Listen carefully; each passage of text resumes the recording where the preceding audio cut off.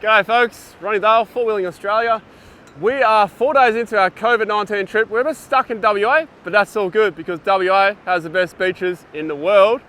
We're at Chains Beach this time. We're on our way to the wheat belt, and then we're going to hit up the goldfields after that. But right now, we're heading towards our favourite campsite. We've got Torbs here. Mate, stop your chin wagon. Trying to get into camp at least once in the day, mate.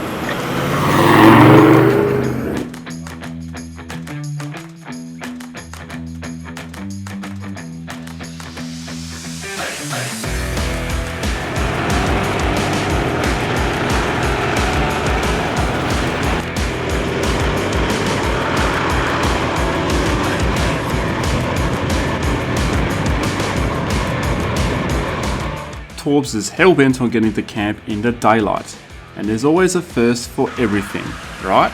So let's make it happen.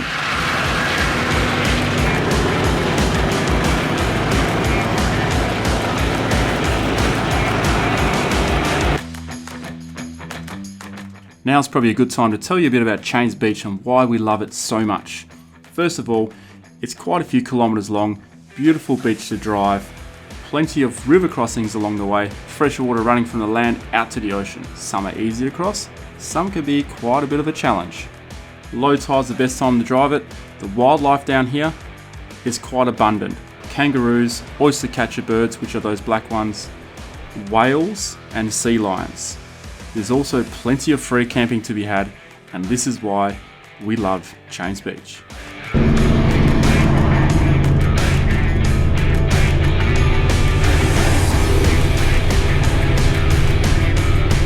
High tide's at 7 PM, so it's still going out. Oh, cool. So we're going to have even more beach to play on. Yeah. Just trying to remember where that hut is. So I reckon it's that dune system we can see just around the bend down there. Yeah, maybe.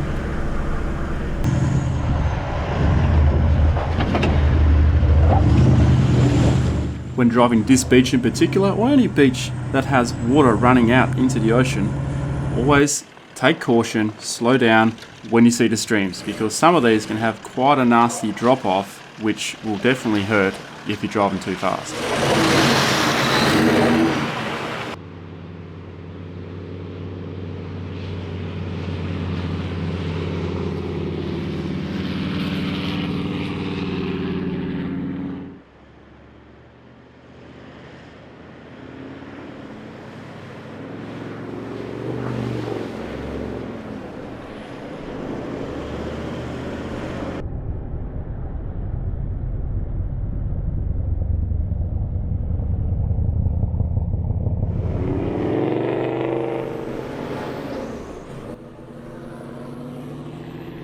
The shadows are slowly getting longer, the day is getting away from us, but fear not, we are almost at camp, only a stone's throw away.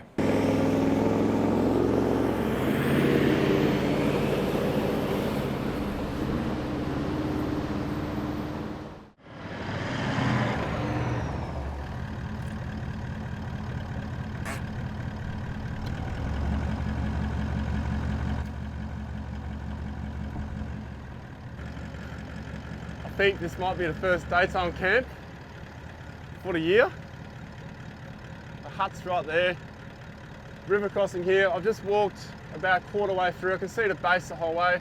I can see some tyre tracks here, so people have come in and out. We're just going to cross it, no need to walk it. Very shallow. Man, it's not normally shallow.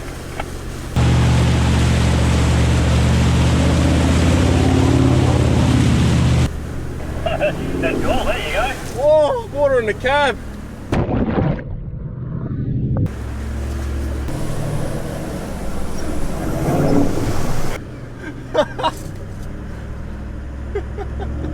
Oh my god! I think I flooded the inside of the car. So did I. Oh no! Sorry to burst your bubble, dude. Oh my god, we are destined not to camp in the daytime, I tell ya. Oh, what? I got water all through the cab and the campsite's gone. Bugger. People often ask me why we get to camp in the dark. Double Clearly, bugger. I'm cursed. Cursed to arrive at night. I guess we better go. As they say, you can't win them all. We gotta find another camp. And we also have to cross the water again. But at least this time, we know how deep it is, and my windows are definitely gonna be up this time.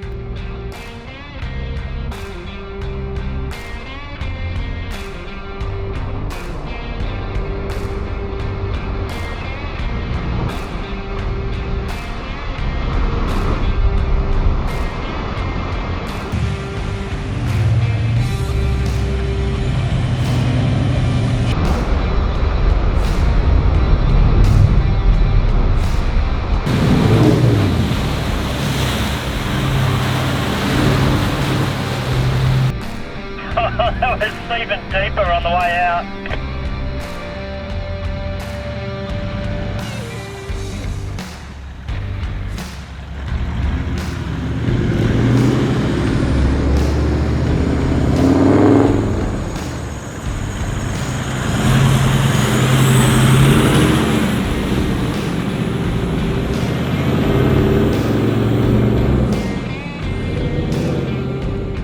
Although Chains Beach is quite a big area, there are limited places you can roll out a swag or pitch up a tent, due to moist ground, vegetation and just general space. And finding camp in the dark is not always easy, even though we've been here many times before.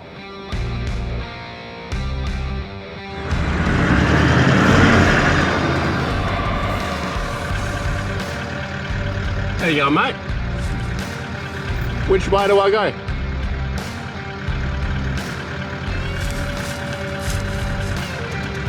Fair enough.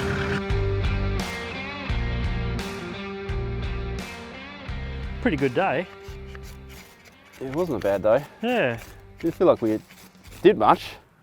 Well, no. I mean, we were just going to do a beach run down and a couple of river crossings. Yeah, that was How's pretty cool. that river crossing? Oh, yeah. You got water in your car and everything. Yep. That was hilarious. That was pretty cool. Uh, Yeah, I did not expect that. nah, Had the windows down on either side. straight in. Is that what happened to you? Slapped in on the sides? It did, but my weather shields saved it for most of it, so that was Yeah, pretty okay. good. Hang on a cool. minute. I've just had a realisation. What's that? I think you get us into camp in the dark on purpose, just so you can play with the fire. Well, I'm not going to deny that because, Look at that! yeah, how good was that? That is pretty good. I'm getting a beer and a chair. Let's enjoy this. Right now, we're nice and warm, but we heard there's a storm front coming through over the AM radio. So, we did plan on doing some fishing tomorrow, but unfortunately, that's not going to be very comfortable. So, we are going to head along the beach all the way to the end, and then we're going to try and tag onto a fire trail, which we got to find through the back of the dunes. Now, I haven't done that way before. Neither of us has done that ever before, so not sure where to pick it up. So that may be a bit of a challenge tomorrow. Otherwise, we got to find another way out, which I don't know. So when the storm comes tomorrow, we'll see what happens. All we can do is play it by ear. So we may wake up with some wet swags, and we are in a low-lying area, which I just realised, and I've chosen the best spot for my swag up on the hill over there. So where I'm putting my swag, I think is the best spot, because everywhere else is going to be wet, I reckon, and this fire's going to go out.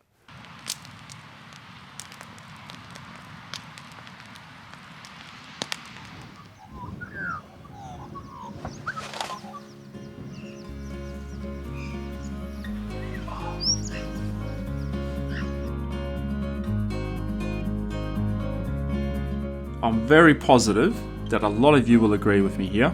Sleeping near a beach and hearing the waves at night gives you such a good sleep, such a cozy sleep. If you agree, let us know in the comments below. But it's time to pack up the swags, and I'll tell you what, this storm never showed up, or it's not here yet. Either way, time to pack up and hit the tracks.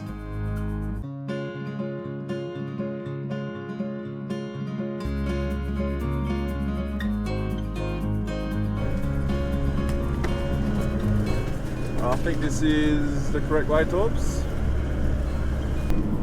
Yeah, it looks like it. Well, it's a different track, that's for sure, because I can't see our wheel tracks in front of us.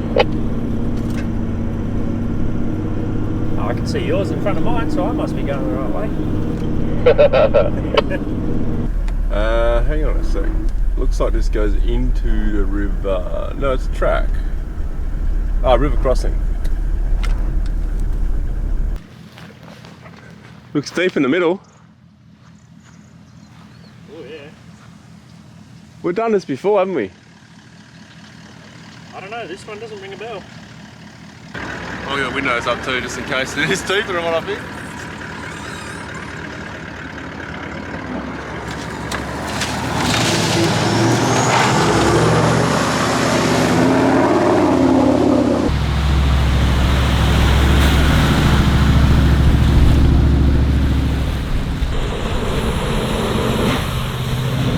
Most people understand that mud ruins your vehicle, but also crossing waterways can do the same thing. It just takes a lot longer because the water is cleaner. It will eventually wear at your vehicle. Got a bit of a faulty relay from that water crossing.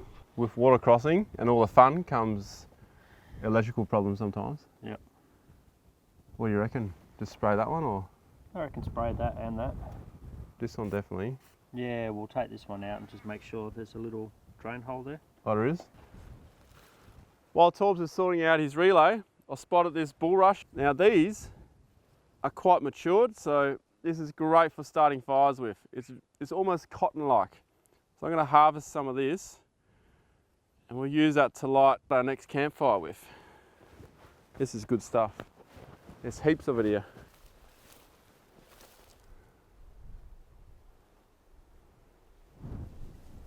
We got a cola here as well. Got a cola. I don't think it's known as a bush lettuce, but to me, it resembles rocket lettuce. It does taste different depending on where you find it. This one is more like that peppery stuff, but usually they're quite bitter. Something you'll find in restaurants that people will pay a lot of money for. Out here, it is abundant. It is everywhere. There's so much of it. If you are going to pick some of this and add to your meals, I would definitely put it in a snap-lock bag and then just stick it in the fridge. It'll keep for a bit longer. We probably forgot to fill you in on what was happening before, but when we went through the water crossing, my relay for the light bar was on an angle, so the water's gone straight up under the bonnet, hit the relay and caused the light bar to flicker on and off, which is not a good thing. Are you eating your bush tucker again? Bush food, mate. Here, Bush food. Try. Got a cola. You had it before.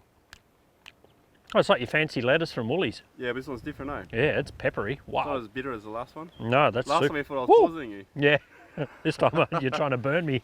This is good. All sorted? All sorted. So we just got to check the light now. Sweet, working. Back on the road.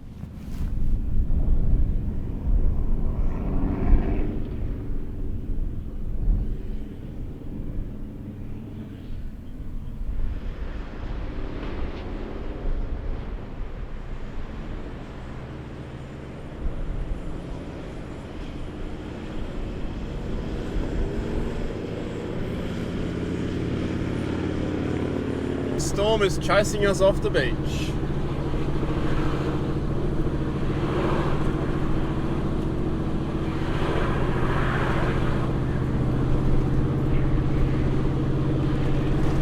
Just amazing how that water still has its turquoise colour. Look, river crossing.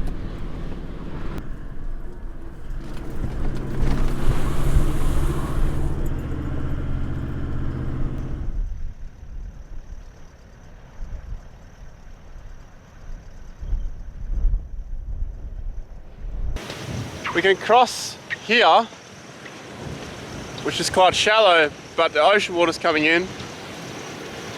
But we want to avoid getting wet with salt water, so we'll probably drop in here.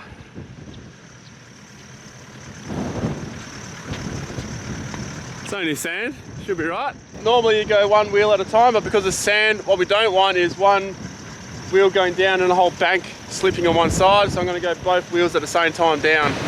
Hopefully that works. Definitely, that's like a 1.5 metre drop. That ocean water's coming right in now too, up to here. Yeah. Alright, we'll move on.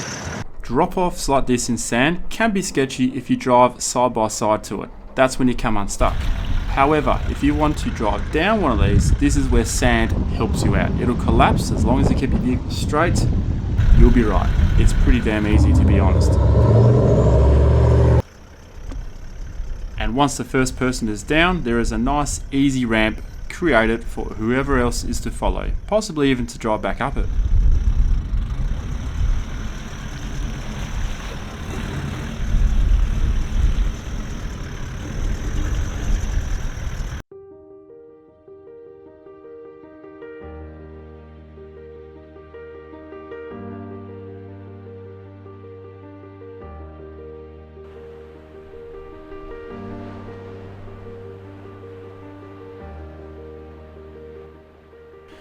The southern right whale. Sadly, these guys got their name for being the right whale to catch because they were slow moving, they floated when they were dead, and they were easy to catch from land-based whalers in Australia. But since the whaling has stopped, they've come back in numbers, which is great, and there's about 12,000 of them estimated in the southern hemisphere right now. This is the highlight of Chains Beach for us this time around. And what an absolute privilege it is to see 4 or 5 of these guys all in one spot. It's pretty damn epic.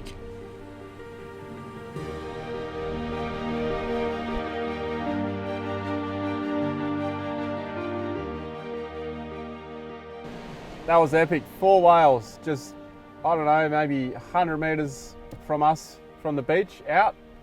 That was awesome. You can see them from here. We got a view from the air as well, and you know, just a thing for anyone else flying drones around, if you see some wildlife, there's no need to get really close to it because you're just going to freak it out. So we made sure we kept a good distance from them and just admire them from a distance. It's time to move on and get off the beach because Torben's vehicle is starting to make even more noise now. We don't know if it's a tensioner pulley or the idler pulley or if it's a water pump. We just don't know, but the noise is getting worse. We've just got off the beach at Chains Beach, and the cars started making a bit of a noise after the water crossings. And I've had a quick look and it looks like it's the tensioner pulley. So it seems to be getting worse, so hopefully we can get to the nearest town and see if there's a Toyota. Either get a new part and we'll just change it ourselves, or we'll see if they've got availability.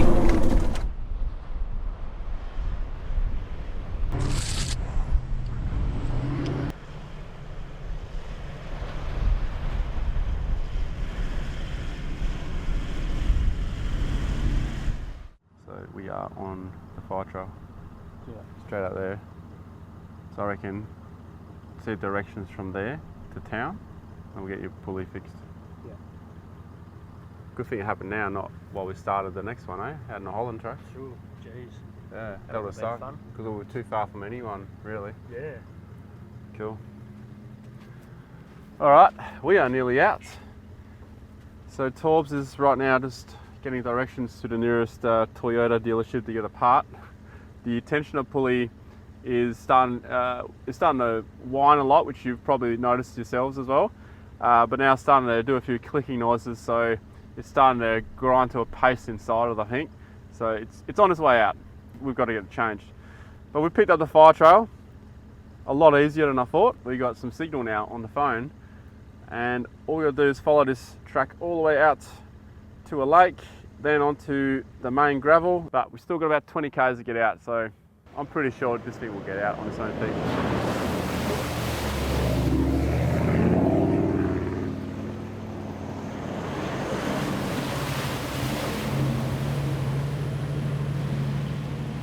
And I'm happy to report we made it out without any further difficulties. We got to Toyota in Albany, Torben got his vehicle fixed, we lost 2 days, but that's all good. It's all good, because we now have 2 fresh vehicles for the Holland track, and we'll see you out in the goldfields next time. Bye for now.